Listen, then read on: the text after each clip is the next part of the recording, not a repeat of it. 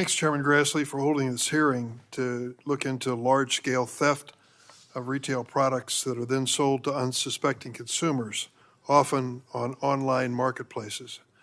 This is not a new problem. Back in 2008, I met with Home Depot. They told me the story about a drill that they sold exclusively that was being found for sale new in the box and at a discount by sellers online.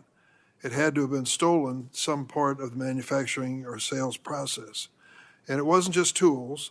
This was and still is happening in all kinds of products, all kinds of stores, including cosmetics, electronics, clothes, over-the-counter drugs, toys, and as the chairman said, food and other things. I remember when the CEO of Walgreens came in to see me, based out of Illinois, and I said, now why do I have to call a clerk at your drugstore when I want to buy underarm deodorant so they can unlock the shelf and I can buy the underarm deodorant? Are these so precious that they have to have special surveillance and guarding?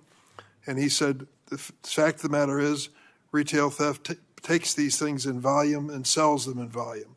And of course, it's not the individual that's likely to be the one to sell it. It's some sort of an operation, which we're going to talk about today. This is a problem that affects everybody. Higher prices, lost jobs, and lost community investment when shops that can't keep up with the rising cost of theft are forced to close their doors. I've worked on this issue for a long time. As chairman of the committee years ago, I held a hearing on cleaning up online marketplace to protect consumers from stolen, counterfeit, and unsafe goods.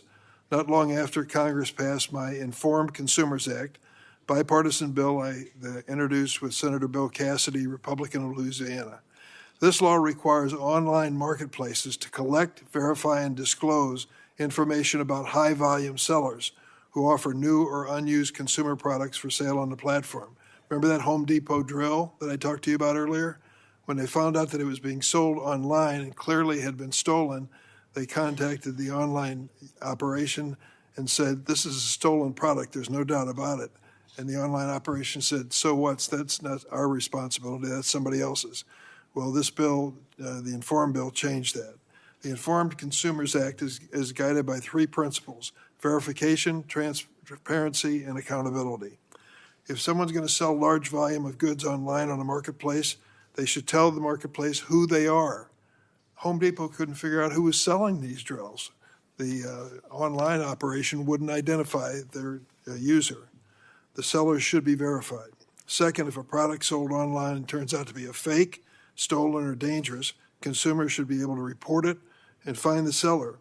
And the marketplace must ensure the seller can't just